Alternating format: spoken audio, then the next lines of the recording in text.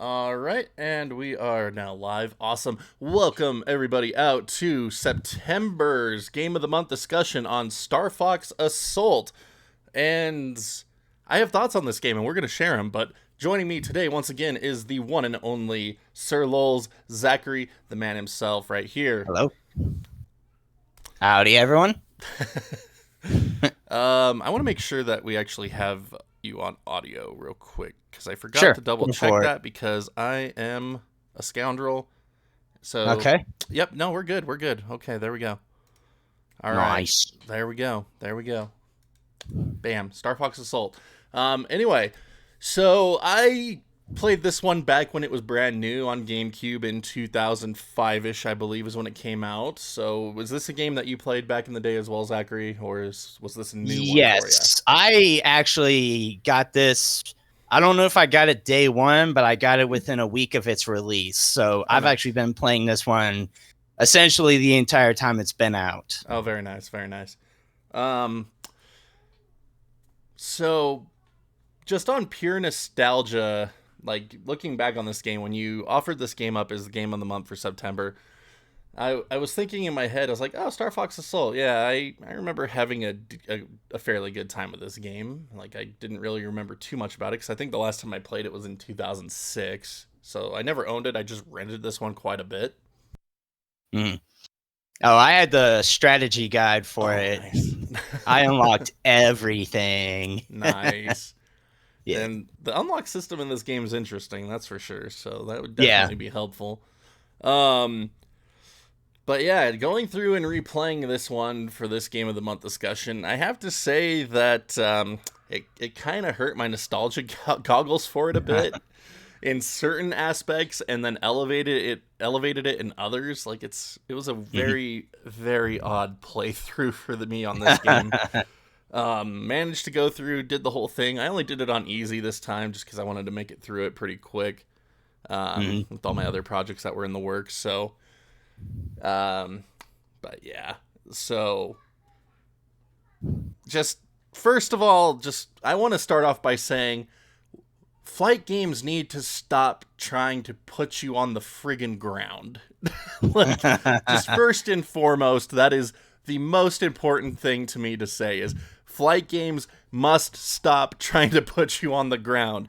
Like, Star Fox 64 had the Landmaster for like what, 2 missions, 3 missions tops, and yeah, I think it's just I think it was 2. Yeah, I think it's just the 2. And then there's a submarine. Yeah, you have the submarine for the 1 level, so that's the 3rd one I'm thinking of. And that's okay. Like, it doesn't deviate too much from the established flight sim genre that you're going for, your arcade flight shooter. Whereas you take Star Fox Assault, and like 85% of the game you're on foot, and it's like, that's not why I play a Star Fox game per se. But I do have to say this, at least the implementation is a million miles above what Rogue Squadron 3 gave us. That is one of the most egregious examples of a flight game that should not be putting you on the friggin' ground. Like, oh man.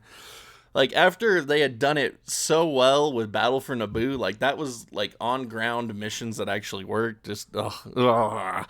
But the point I'm making, like, flight games should never put you on the ground. And that's where you spend most of your time with this game. And results are very mixed for me on that regard. But what did you think about the ground missions in this game?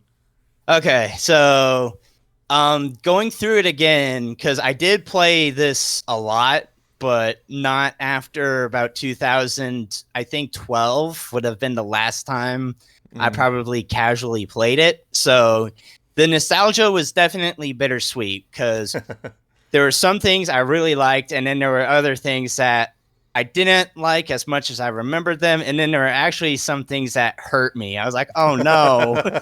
So let's see. I definitely, where to start? So the nostalgia, because I was kind of young and dumb. So for me, I was like, all right, new Star Fox. And then I instantly loved it. But looking at it now with a more mature mind, I definitely agree with your belief that a game that focuses on flying really shouldn't put you on the ground. Never. Because I love tanks a lot. So I think why the adjustment was easy for me is Assault let me play into Landmaster a lot, which is the thing I like the most about the N64 version. So that's probably why I liked it so much then, because I definitely remember playing the Landmaster levels a lot. Yep. But now I'm kind of at I really like it when IPs are true to themselves. And I don't like that Star Fox Assault kind of deviated from the recipe that Star Fox 64 set, especially after the disaster of Star Fox Adventures. I think Assault should have been a true return to form, just to kind of give fans comfort. It's like, hey, we know what Star Fox is. We didn't forget. So and that's kind of my loose impression. That's the interesting aspect of it all, too, because this game is a direct sequel to both Star Fox 64 and Star Fox Adventures, because Miyamoto saw Dinosaur Planet over at Rare and said, hey, you should make that a Star Fox game, even though it should never have been a Star Fox game. I'm not going to hate on Star Fox Adventures, but I remember buying that game. I hadn't really looked into what the game was before buying it, because it's a Star Fox game. I shouldn't have to. Like, this is pre-internet norm. So, Star Fox game, yes, I want that. Take it home, like, WTF is this? Like, I never bothered finishing that game, because I just, like, I like the Zelda formula, but I don't like the Zelda formula in a game that's supposed to be about flying and shooting stuff. And and in Star Fox Adventures, you only use the R-Wing like a handful of times. Between the planets. So Star Fox Assault couldn't have been a glorious return to flight. You know, the thing that people liked in Star Fox.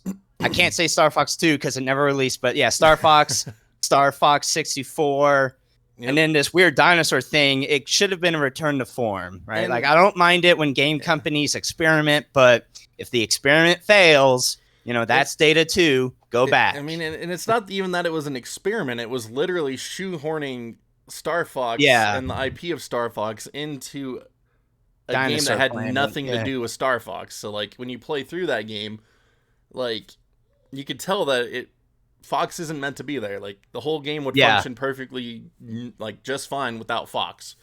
But Nintendo, Miyamoto, they chose their path. We got Star Fox Adventures, and thus the continuity and weird things started happening with the Star Fox IP. Like, that's like the point where the Star Fox IP started going into the ground, because they're trying to keep the lore and continuity of Adventure and push it over into the new games.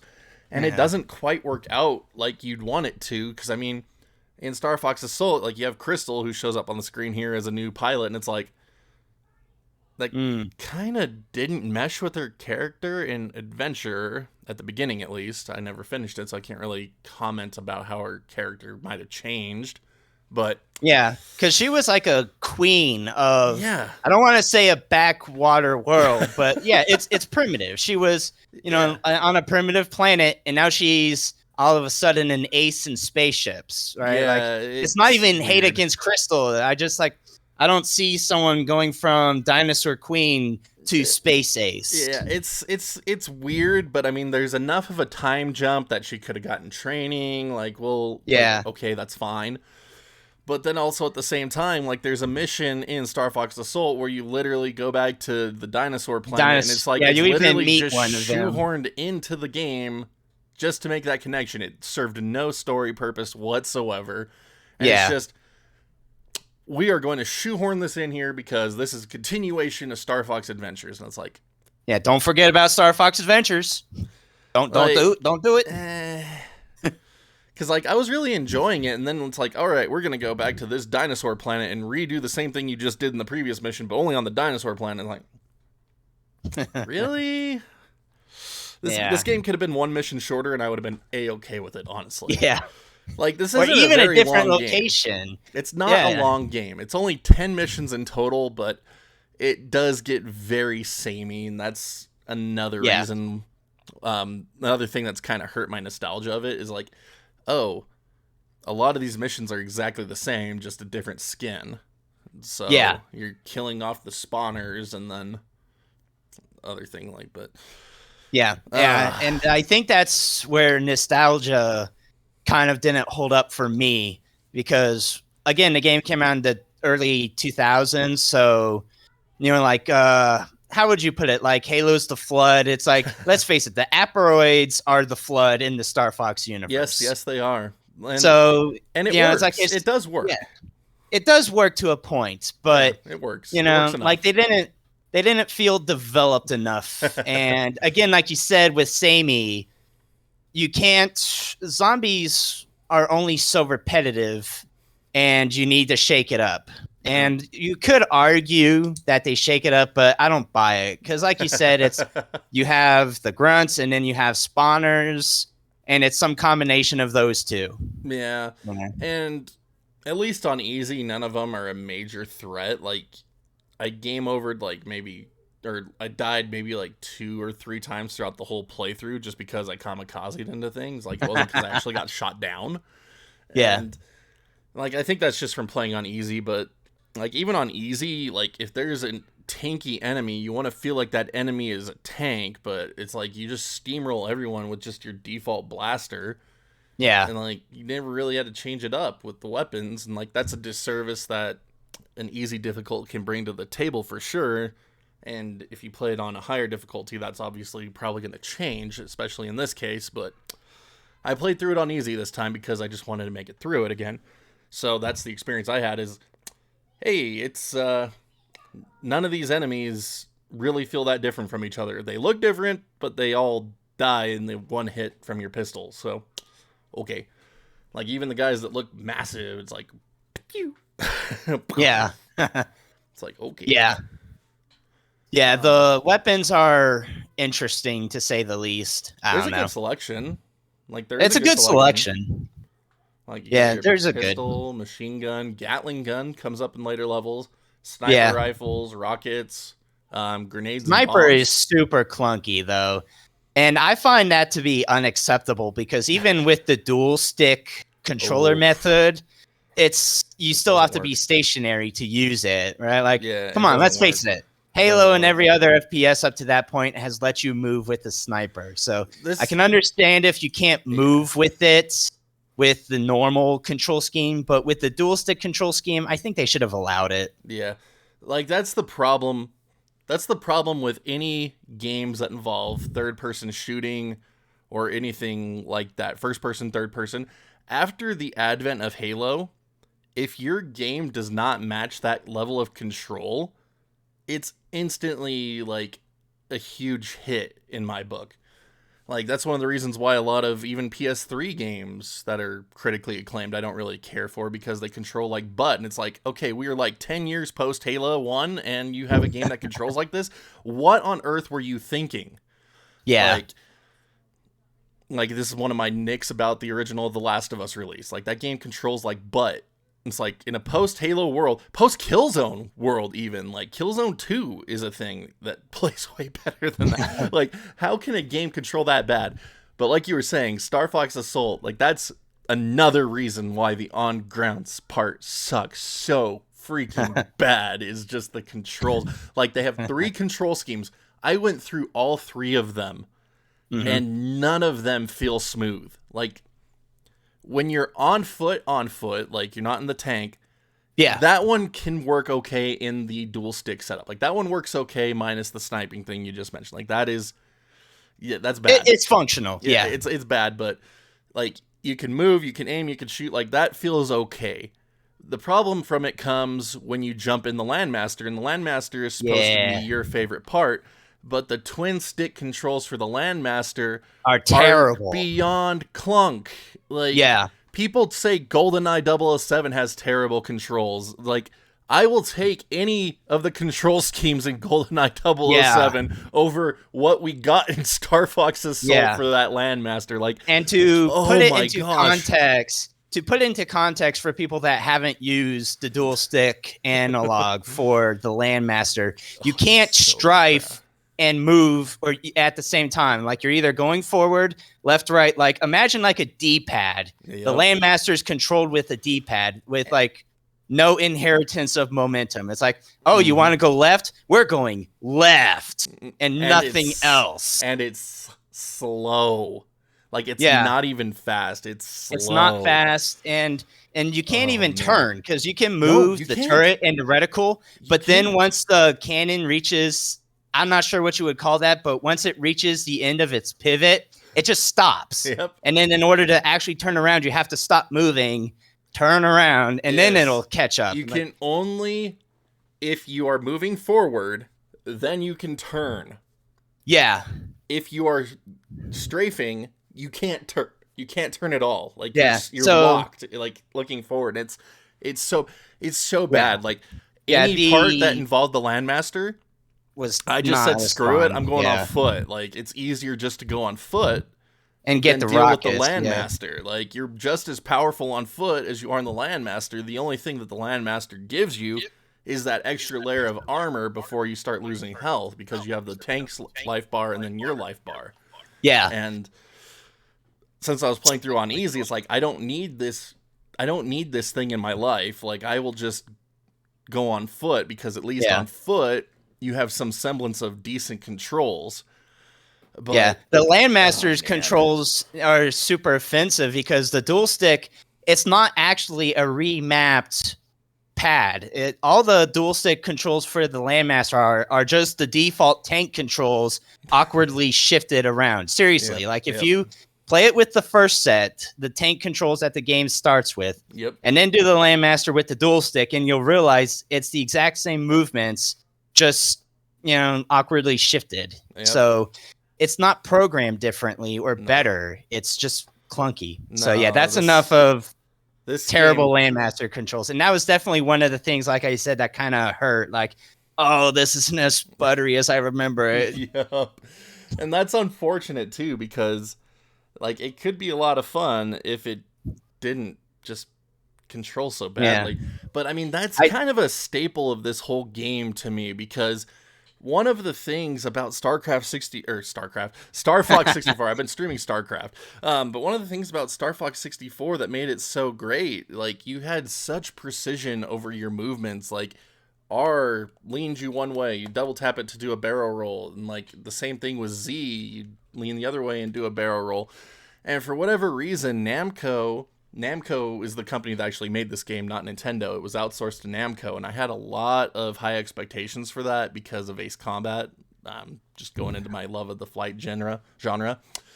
But so it's like you had very fine controls on the N64 controller, and then you get to Star Fox Assault, and everything feels like a downgrade.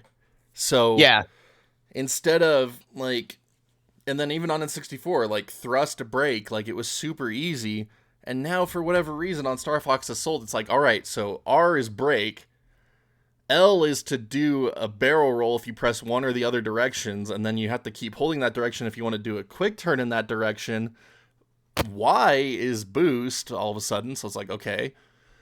And then A is shoot, B is bomb, and then they have X as landing because you could land and jump out for their on-foot stuff, for the certain missions where you could do it. But it makes the whole game feel a lot more clunky, so... and I think they could have, if it had stayed true to its on-rail roots, they could have utilized the more buttons the GameCube had. Like a hypothetical Star Fox where the GameCube controller, it's mapped like the N64, but the C stick maybe strifes the gun, maybe strifes the target, while the left stick moves the ship. So you get that dual. So you can move where you have to control where you're moving, and then you have to control where you aim, and that could allow for better score combos, yada yada. That would have been very interesting to see for sure. It's kind of a concept that they introduced in Star Fox Zero on Wii U, though. Yeah, in a sense. Well, that's a mess for a different reason. That's a whole other discussion. That's a whole other discussion. That's something else entirely. I think it could work despite but that's that's getting off topic. But yeah. yeah. Now, I do have to disagree. This is where I think the nostalgia did hold up. All right. I actually very much enjoyed the ground segments for what they were, because I didn't think I would, but I kind of, maybe it's because there aren't a lot of games like this anymore, but I really have a soft spot for arcade sandbox games where you're just kind of running around. There's a little bit of aim assist, not too much that, you know, it aims for you, but enough so that way the C stick is okay at aiming. So I just kind of enjoyed OP. Yeah. So I kind of like a god. Yeah. So I actually kind of enjoyed the on foot segments. They were, I don't know, simple, but there was something to it, especially when you get to combos where you can chain combos. And so I think there's potential there. Yeah. So I can agree with that. I can agree with that. I think that's one of those unfortunate situations where it's tied, where the concept is tied to a name it had no business being attached to. Yeah. And this is where I think spin-offs can really come in, because again, you know, hypothetical Star Fox, but you're not playing as a Star Fox team, you're playing as someone in the Corneria army. So you're on the ground having these big epic land battles while Star Fox is off in space. Yes. It could even be the same conflict with the Aproids. You're just doing it from the boots on the ground perspective. Yeah. Like, there you go. There's 2 whole games in and of themselves.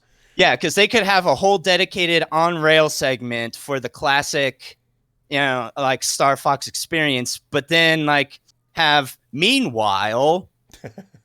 Yeah, so that would have been nice. Yeah, because like I hate referencing Halo so much, but ODST was so good. It's hard not to when it set the standard for so many things. Like, even if you're not a Halo fan, like, you have been experiencing the Halo influence for 20 years now. Like, you might not think you have, but literally you have. Everything in modern games, everything in modern shooters, like it has that base Halo DNA in it these days. Like, that, it's like everything was Doom from in the 90s. Yeah. Like, and I think one of the biggest disrespects to the R-Wing is just hang on, talking. Yeah, busy. Sorry. Sorry, someone came in the room. Good. Yeah. Where was I? Right. I think the biggest disrespect to the R-Wing was how slow it had to become to fit in the ground segments. Yeah. Because when I think of the R-Wing, I think of jet fighters going quick. Again, you said Ace Combat.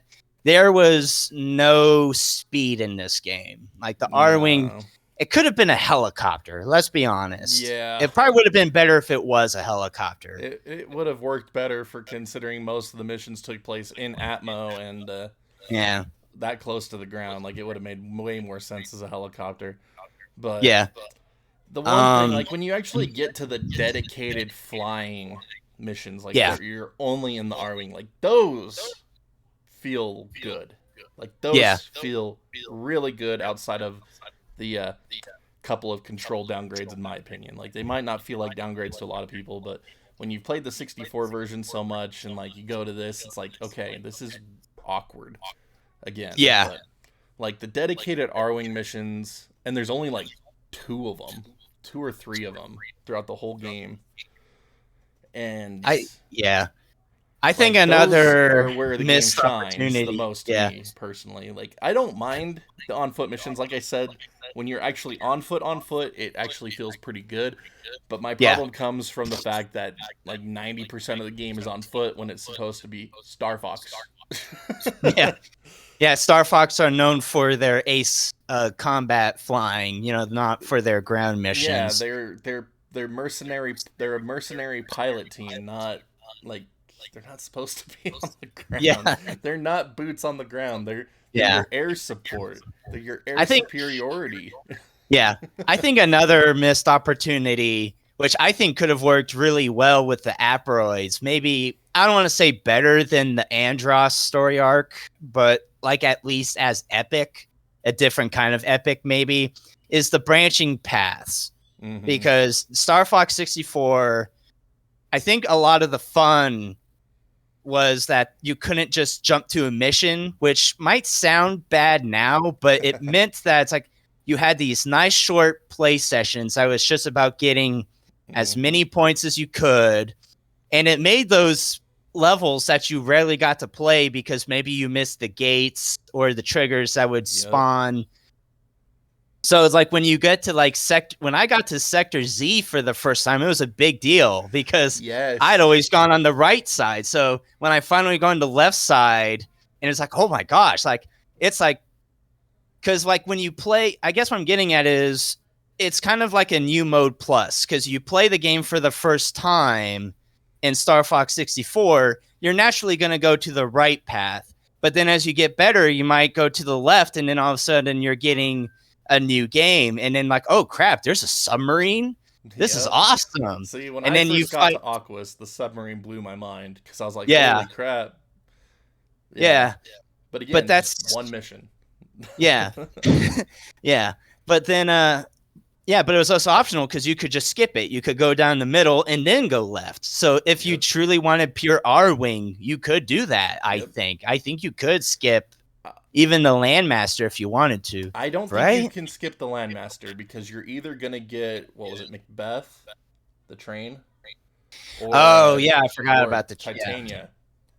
Yeah. So, you can protect Slippy. I don't think it's possible to skip those.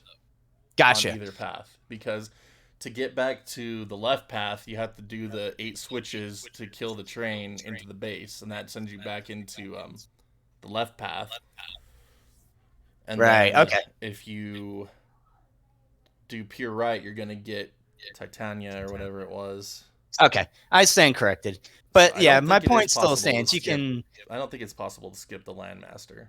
Gotcha. But you can still minimize it. Yeah. Yeah. And it kind of, the branching paths allow you to make the play experience you want. But in Star Fox Assault, there's only 10 missions. That's it. There's no variety. There's no choice. Nope. Just decide to tackle them. Yeah. So, I think the branching. Getting back to the Aproids, kind of like how Star Fox 64 had different endings. Like there was killing Andros, and then there was killing Andros, and then there's the ending where the Great Fox is missing a wing if you fail that mission and the missile hits. Mm-hmm. They could have had multiple endings here, kind of in the same vein, where on the easiest path, you defeat the Aproids, but you don't get to the Queen. So they're still out there somewhere, even if you're safe for now. Yeah. And then maybe you don't save General Pepper, so you can kind of get like better endings. And see, that's the part that gets kind of left open-ended, unless it gets answered if you complete all the medals or something. But like, you see a lot of like big-name characters in Star Fox die in this game, and then you see some of those deaths retconned like instantly, but it kind of leaves it open-ended on some of them, and it's like, no, wait, are you saying this person lived, or are you saying they died now? Like, I'm confused as to what's happening here. Like, it's not portrayed very clearly. And even a fake death, we had I don't like it when a character dies, but it turns out, no, they were just in the background or something. You just didn't see them.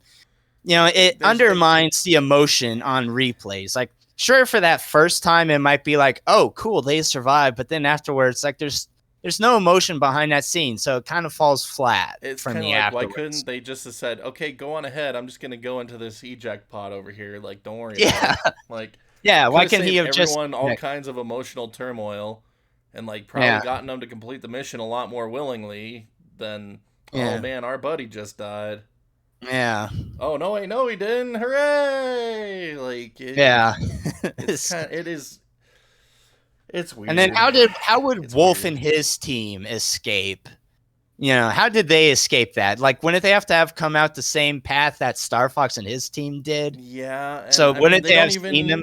They don't even really specify if they live or not. At least in my playthrough, they didn't.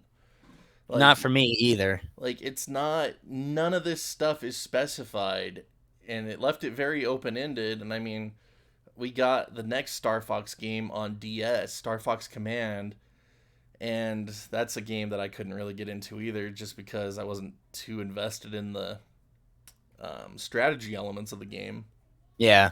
But I mean, at least it had pure Star Fox gameplay for the most part when you were actually playing it. Yeah. It was just a hard game to play for me, though. Yeah. But I maybe hate some of the answers that this game left open were in that game, and I just don't know because I didn't play that game. But at the same time, like, it doesn't excuse some of the piss poor writing that was in this game. Oh yeah, I was Like, gonna get to that.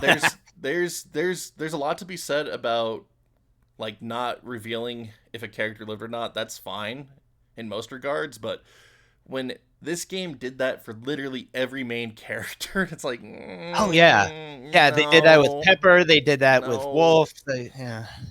No, I think the only one I was confirmed dead was Pigma. Yeah, and it's like, just no, you can't do that for every character. Like, Yeah. I know Especially you after they did it. all of your. I know you recycled almost all your levels to be the same, but you can't do it for your writing too. Yes. Yeah. Yeah, Like- like the only difference between Pepper or General Pepper and Peppy is that Peppy took you a little bit longer to figure out. Gosh. Yeah, it was like the same thing. Yeah. It's On that, so annoying, man. Yeah. On that, I really hate continuing to complain because, I remember loving this game and it hurts me so much to keep complaining about it. But saying all these things now, like, in my opinion, the story wasn't that good. I thought it was okay. Like, I think it's okay personally. It's serviceable. It's Yeah. definitely serviceable. But I think that, again, I keep saying again, I gotta. Anyway, Star Fox 64, I think its story works so well because they weren't trying to be dramatic. Yeah. It's like you had your good guys, you had your bad guys, and then you had your big boss, and they played into those stereotypes. Were they simple? Yes, but that's okay. Not every character has to have a deep arc. Which, guess what they tried to do with Star Fox Assault? They tried to give everyone deep arcs, and they tried to humanize. Yeah, and they tried to humanize the Wolf team, and I don't think that was smart. Like, it's okay to have a bad guy character, right? Yeah. You don't have to try to humanize Wolf, right? Yeah. And it wasn't even done in a convincing way, because I think you can have a bad guy help the good guys, but it's not a enemy of my enemy, it's my friend situation. It's like, no, I'm just taking care of the big baddie, and then I'm coming for you. Yeah. Right? It can still work where Wolf helps you, and maybe even has a little bit of honor. It's like, next time I see you, I'll kill you, but I'm a man of honor, so I'm going to leave for now. Like, they could still do that, but Is it wrong to think that the Pokemon anime gets that right more often with Team Rocket than this game did? Just saying. Yeah. Just Yeah, it's like you can be enemies and still work together. I'm not saying that, but I don't know. I felt like they tried a little hard with Wolf to try to make him relatable, or like maybe they wanted to set him up for some tragic backstory. It's like, Wolf's a mercenary. That's all that's needed for his character. He's an antagonist to Fox. Like, it's not even that Wolf's a bad guy and Star Fox is a good guy. They're both literally mercenary teams that just got paid by different sides of a conflict. Yeah, true that. So Fox isn't inherently a good guy. He just got paid by the people we are perceived to believe are the good guys. Yeah. Like, yeah. The only game that truly sets up Fox as a hero is Star Fox Adventures, and again, that's not even really Fox. That was whatever his bucket was named before Miyamoto showed up and said, all right, this is Fox now. Yeah. Yeah. Oh, boy. Yeah. So, yeah. There's no morality to that. Like, you can't really apply morality to either of those teams just because they're literally both mercs. Yeah. And it worked again in Star Fox 64 because it knew what it was. It was a short story. They gave you just enough information. These are your good guys. These are your bad guys. and the bad guys stayed bad and the good guys stayed good. And because it was an arcade game, it wasn't meant to be an essay into human, morality. It was like, hey, be a good guy and go shoot down some bad guys. Yep. That's all it needed to be. So and make a crap ton of money doing it. Yeah, like Assault tried too hard to be edgy. Maybe that was because Halo 2 came out and it kind of had the Arbiter. But again, Halo 2 had Halo 1 that came out. And shockingly, Halo 1 was also kind of a simple story. And then Halo 2 came, and then with that ground that Halo 1 set, then they started to expand on maybe there's more to the Covenant than meets the eye. Yeah. You can't just... At least Halo 2 did it mostly right. I'm not going to say Halo 2 is perfect. I get a lot of fanboys for that game. It wasn't perfect, but it had a pretty good story arc. It did it right, man. Yeah. It did all right. So, I think Star Fox... No, let's keep on topic. Okay. Don't send me on a tangent of Halo 2. Halo 2, we'll do Halo 2 another month, but for now, Star Fox Assault. It should have been a much simpler story. It could have even kept the same character, or not character, it could have kept the same overall plot. Just remove the, oh no, they're dead, psych, and stop humanizing them. Like, just have Wolf. They could even, like you said it, they're both mercs. Just have the Corneria army paid Wolf. It's just have him pay Wolf, and that explains why he's there. It's like he's there for the money. Maybe even a little bit of honor among, like, hey, you're my ally because we're being paid. When I'm being paid to hunt you down, then I'm coming. Yeah, like... Actually, even something that's not Halo, Titanfall 2, like, if it was set up like that, right? Like, I love that. At the end, it's like, he was a merc through and through. It didn't matter that the good guy was about to win. His contract was up. He doesn't work for free. Yep. I'm not gonna kill him. I don't work for free. Yeah, so they could have done that with... so good. Yeah, they could have done that with Wolf. It's like, I would kill you, Fox, but I don't work for free. And then just fly off. So, exactly. Man, I'm on a tangent tonight. I am more mad than I realize at this game. I love this game, but darn it, I was going to be the one bashing on this game, and you were going to be the one defending it. And that's what's funny. Like, I don't think it's an awful game, but there are a lot of really dumb things about it. Yeah, like it tried too hard to be edgy. Like, you got the weird story, you've got the weird characterizations, you got the awful controls, the samey levels. Like, the game, I guess I would rate the game pretty mediocre, pretty average. Like, you give it a 5 or a 6, like, call it a day. Because the areas where it excels, it does so well, but it's hampered down by everything else that you don't really get to enjoy those parts in the few times they actually do show up. But it's still not a game where I would avoid playing it. Like, it's a lot it's better.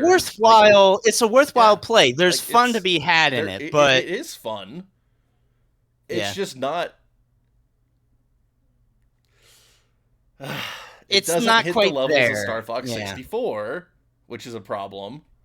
I think the way to describe it is it's in the uncanny valley of awesome, because like it feels like it should just be there, but it's not. So it's down there. It's like it feels like it should be a masterpiece. Exactly. But it's just not. It's just not. It's so close. It's so close, but it's just not. Like, if you had just given it better controls, like if they had just gotten the controls right, I would probably consider this game a masterpiece, even with all of its interesting writing choices. Yeah. Like, it would still be like, no, this game plays amazing. It looks great. Like, oh, no, this game, everyone should play it. Instead of, nah, dude, this game has some pretty dank controls for this part. The levels are samey. Like, because the voice acting is terrible. Because the controls suck, it makes me start thinking of all the other things about the game that don't hold up. Yeah, because again, going back to that Halo 2, despite its flaws, there's a complete package there. So you can just like brush off the flaws. Like, oh yeah, that's a flaw, but I'm still going to enjoy this. Yeah. But you can't quite do that with Star Fox Assault, because you start to brush it off, but you just can't, because it's there. You can't brush off. Yeah, you can't brush off bad controls. You can't brush off the story. You can't brush off the forced drama. Yeah. And speaking of trying to be edgy, I hate the graphics for this game. Oh, really? I That's interesting.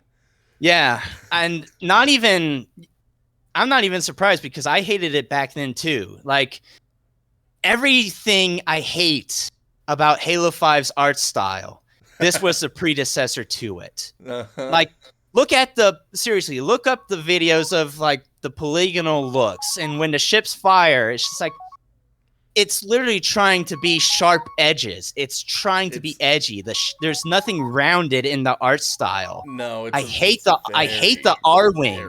Pointy. Not even how it controls. I hate how the R-wing looks. It's a monster. I hate it.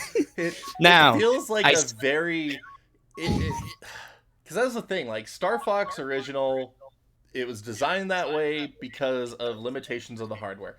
Star Fox 64 did a lot to make it feel like an actual craft. And then Assault tries to go back to like a blend of the two styles, so you have this very pointed, sharp designed ship, but it doesn't feel like a true craft because of how many little joints there are between everything. Like the N64 R-Wing, like that thing is solid. This thing has like so many small parts to it, which is unfortunate, but I kind of like it in a way. Like I like the R-Wing. I like the way things kind of look. I think it's mostly there, but it kind of falls into that same uncanny valley where it's like you need a little bit, you need a complementary shape to the sharp shape. Yeah. So instead of just this hollow middle frame, like that's where the ship design falls apart for the R-Wing to me, is like the wings look cool, the G diffusers look cool, the fuselage looks cool, but then there's nothing joining them together. Yeah, I like the placements, but like you said, I just don't like how the wings are held on by like a single point, one little rivet. Yeah.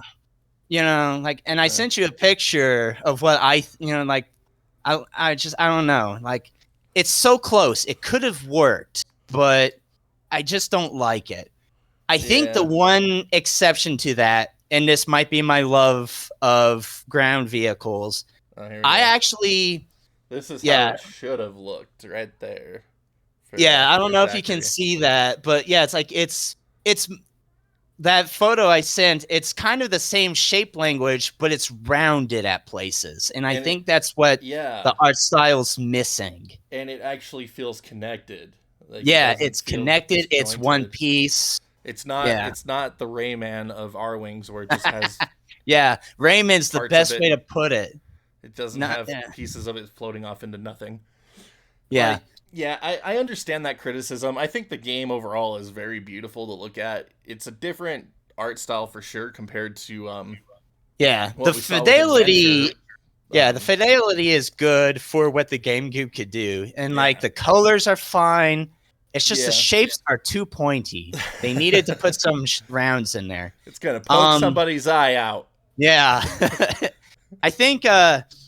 Getting back to what I was thinking of, I think the one exception, and this could be because I love ground vehicles, I actually prefer how this Landmaster is designed over the N64. I actually prefer I think the Landmaster works better as a all-terrain vehicle rather than a tank. Yeah. Because I kind of feel like that would still kind of give it the maneuverability that Star Fox is known for. So like, yes, it's an armored vehicle, but it's still fast. It's light. You know, it can hover. Yep. I still hold my criticism for the pointy bits. I think even the Landmaster needs to be rounded, but that is oddly one exception to me. I think I really do prefer the Landmaster as a scout vehicle versus a tank. Yeah, it makes more sense, especially considering the type of team they are. Yeah, because they're fast, you know, they're scouts. They're not a heavy military, so even though they get called in to be a heavy military, every time. Oh man, I'm going to go ahead and change to a positive though, and I think this is actually somewhere where I think it excels very well. Star Fox 64, I still think does better in terms of the music. But with that being said, I think the sound font is very good, surprisingly good. I love the soundtrack for this game. Yeah, the soundtrack is so good, especially like what is it? The multiplayer maps. Look up a playlist of the soundtrack just for the multiplayer maps, because even though the multiplayer maps share a lot of the same locations as the story, the soundtrack is different. Yeah. And the soundtrack for the multiplayer in particular, it's so good. It is so damn good. I love the menu, like when you not like the splash screen, but when you go into an actual menu, that like I love that track. The Star Fox theme as a whole is really good, and the sound design is also really good too. I really love how the vehicles sound. I think I prefer how the weapons sounded in 64, but the R-Wing sounds very good. I love the Landmaster. I love it as like an electric vehicle. Like when you sit in it and it's like got that electric hum that starts. I love that. The sound design is so good for this game, despite all the beef I just gave it. Yep. Dude, the remixes of all the StarCraft, or I keep saying StarCraft because I've been dreaming StarCraft. We're saying Star. My head's just like, oh, StarCraft, of course. But Star Fox 64, they have a lot of remixed, orchestrated versions of that soundtrack in this game. And like every time it popped up, I was just like, oh, I'm willing to forgive almost everything if I just get to listen to this. Yeah, I know. Yeah. Although it doesn't. The one place before we swap criticism is just some of the voice work. It sounds very hollow and echoey. Like it doesn't sound like it was very I was actually just about to bring that up. It sounds like everyone said their lines into a tin can, and I don't get it. And it's not even voice compression. Like it's intentionally done. Yeah. And I don't understand it. It's not even like it's just old audio from the 90s. That's just the equipment they had. It's like, no, they intentionally did this, and I don't get it. And for people that don't believe me, they didn't do it on the final cutscene. Seriously, watch all the cutscenes, and they have this weird tin, and then listen to the last cutscene, and they sound normal. I don't get it. Yeah. I don't understand it. I don't get the tin. Yeah. It was an odd choice, and probably one of my only negatives for the entire sound work design of the game. The voice acting was pretty poor too at points. I like the weapon sounds for what they are. I like the vehicle sounds for what they are. I like the environmental sounds for what they are, and I love the music. But then you just get the voice work, and it's like, okay, that's pretty average. But I mean, I do love the B-bomb sound, though. Pretty average. Yeah, I do love the B-bomb sound effect, just as a toss away. That thing sounds so good. I like it. Yeah. So, that's a lot of negative, but I do want to end with a positive because, like I said, I think there is a kernel of a great game in there if they just focused on the ground and just made the ground work, because the ground segments that are there, like you said, when you're on the ground, not with crappy controls, it's so good.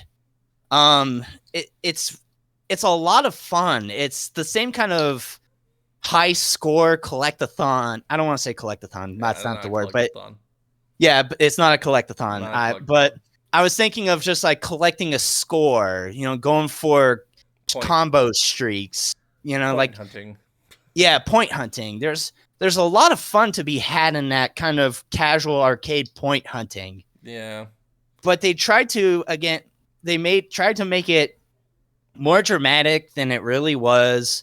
And they had to compromise too much on the R-Wing to make it work. Yeah, they tried to blend classic Star Fox with adventure, and the results are mediocrity in its overall delivered form.